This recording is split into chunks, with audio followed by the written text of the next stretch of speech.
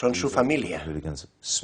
Lloran por los mismos motivos, se enfadan y se ríen por las mismas cosas. Y se ven unos a otros como hermanos que pelean por una causa en la que todos ellos creen. Cuando estamos juntos, creemos en las mismas cosas.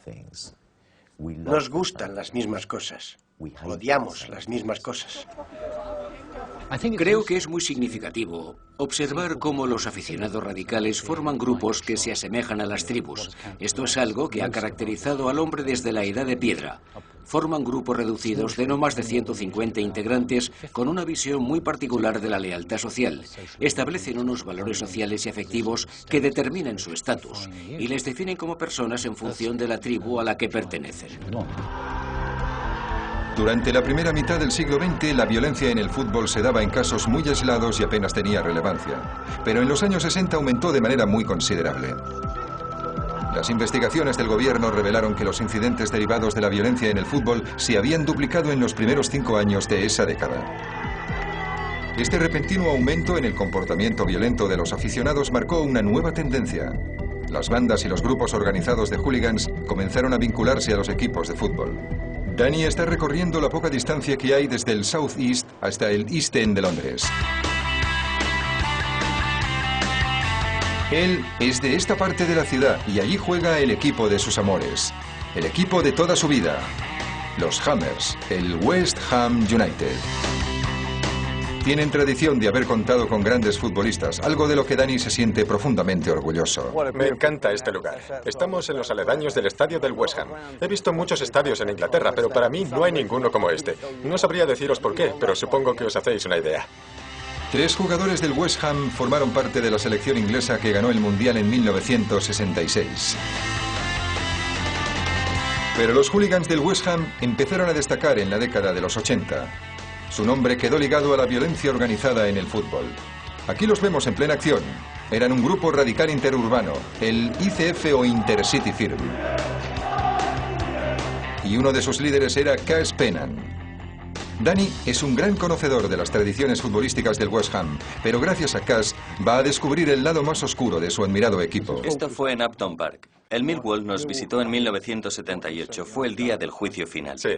Allí reinaba el odio. Este es el derbi más violento de todos. Había helicópteros y policías por todos lados. Te voy a hablar sobre la rivalidad entre el West Ham y el Millwall, porque hoy día la gente cree que el Tottenham es el gran enemigo. ¿Queréis pelea? Lo ha sido siempre, pero se les ha olvidado que han sido Sí, ellos es y que verdad. siempre serán ellos. En el mundo de las bandas de hooligans, el ICF imponía un gran respeto donde quiera que fuera. ICF son las iniciales del grupo radical interurbano llamado Intercity Firm. Un nombre siniestro, un claro signo de los actos violentos que acompañaban al West Ham. Estas iniciales llegaron a ser tan famosas que incluso algunos aficionados las adoptaron como nombre propio para sentirse reconocidos. Este grupo se creó cuando los hooligans más jóvenes del West Ham rehusaron viajar en los trenes que el club ponía a su disposición para los desplazamientos. En su lugar, cogían los trenes interurbanos utilizando los bonos para estudiantes y los billetes con descuento. Fueron uno de los primeros grupos radicales en emplear la violencia organizada. El gobierno conservador de aquel entonces debería haber condenado este comportamiento violento de inmediato, pero paradójicamente el espíritu emprendedor de estos jóvenes encajaba dentro de la filosofía de la primera ministra británica, Margaret Thatcher. Es interesante observar cómo la cultura hooligan empezó a cambiar a principios de los años 80 de forma paralela al espíritu renovado del thatcherismo, reflejando la idea de que todo debía estar más organizado y ser más eficiente. Los hooligans seguían con su tradición de ir a beber cerveza y pelearse. En eso consistía todo. Se convirtieron en una organización con una precisión militar. A la derecha, todos hacia la derecha.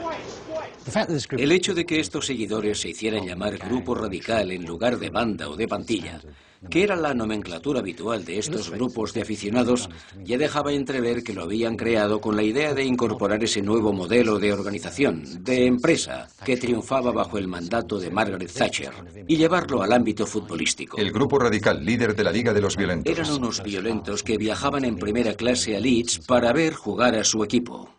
El ICF tenía incluso sus propias tarjetas para que los demás grupos de hooligans supieran exactamente quién les había pegado. Enhorabuena, acabas de conocer a los hooligans del West Ham. Era un regalito que hacíamos los Cockneys, la clase obrera del East End de Londres. Si la lees sabrás por qué. En cuanto lo leían se ponían en guardia. Eran unos provocadores. Dan, escucha esto.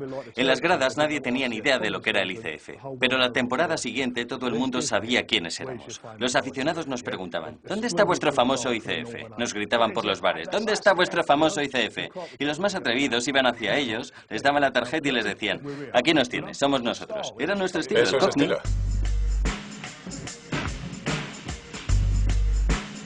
A principios de los años 80, los grupos radicales de fútbol se volvieron más organizados y mucho más agresivos. Ya no era suficiente vincularse a sus respectivos equipos, sino que expandieron su radio de acción hasta la selección nacional. Los hooligans comenzaron a viajar con el equipo de Inglaterra. Se convirtieron en embajadores no deseados del país y pasearon sus actos callejeros violentos por toda Europa. Danny va a hablar con uno de ellos. Grant Fleming ha sido testigo de algunos de los acontecimientos más relevantes de la historia reciente. Es fotógrafo freelance, estuvo presente en el funeral de Yasser Arafat y vivió las consecuencias de los bombardeos en Afganistán, pero en su juventud formó parte de los grupos radicales que acompañaban a la selección inglesa. ¿Qué diferencias hay entre seguir a la selección inglesa y estar en una zona de guerra? Si te digo la verdad, había ocasiones en las que no existían diferencias. Hubo un periodo, sobre todo a mitad de la década de los 80, en el que las cosas llegaron demasiado lejos. Sí.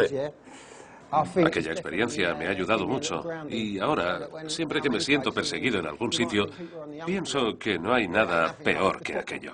¿Cómo era seguir a Inglaterra durante los primeros años? Era una aventura más que otra cosa y, sinceramente, el viajar, el salir al extranjero, era muchísimo más interesante incluso que el fútbol. Éramos los primeros en llegar al sitio donde jugaban, grupos grandísimos de jóvenes despiadados que lo único que pretendían era destrozar cosas. El ejército de hooligans ingleses empezó a causar problemas por toda Europa. Los peores actos se produjeron en Luxemburgo y en Italia durante la Eurocopa de 1980. La primera ministra Margaret Thatcher calificó los hechos de vergonzosos. Quizá todo lo que dijeron Margaret Thatcher y su gobierno, eso de que estaban avergonzados, creo que nuestros actos fueron una especie de reacción a sus declaraciones. Fue como decir, de acuerdo, os vamos a enseñar lo avergonzados que podéis llegar a estar. ¿Pensáis que somos basura? ¿No os gustamos? Os lo vamos a demostrar. ¿Que no tenemos futuro? Ahora veréis. Parecía una costumbre. Los problemas siempre acompañaban a la selección inglesa. Gases lacrimógenos en el descanso, cañones de agua por las calles, batallas campales contra la policía. Empezaron a destrozar las principales ciudades europeas y cuando llegaron a la capital noruega, Oslo, y a la ciudad suiza de Basilea en el año 1981, el movimiento hooligan no hacía más que recrudecerse. Noche de vergüenza en el fútbol. Para mí, las cosas empezaron a cambiar en ese momento. El vandalismo de la afición inglesa empezó a ser alarmante. Se convirtió en un tema muy serio. El vandalismo de los grupos radicales ingleses no estaba presente únicamente en sus actos, sino también en su ideología. Un número cada vez mayor de aficionados mostraban públicamente sus simpatías con la derecha más radical y racista. Hubo una época, a mitad de los años 80, en la que todo este movimiento tenía mucho más que ver con el nacionalismo. La actitud fascista prevalecía incluso sobre el viajar para animar al equipo. Los altercados de Dublín están relacionados con la extrema derecha. Y el desenlace no pudo ser peor. Habíamos llegado a un punto en el que ya no queríamos viajar y estar metidos en todo aquello. ¿Para qué? No tenía sentido. Todos los grupos radicales ingleses podrían haber incorporado este elemento nacionalista a su ideología, pero la realidad era que no todos los hooligans compartían estos ideales. Danny se dirige a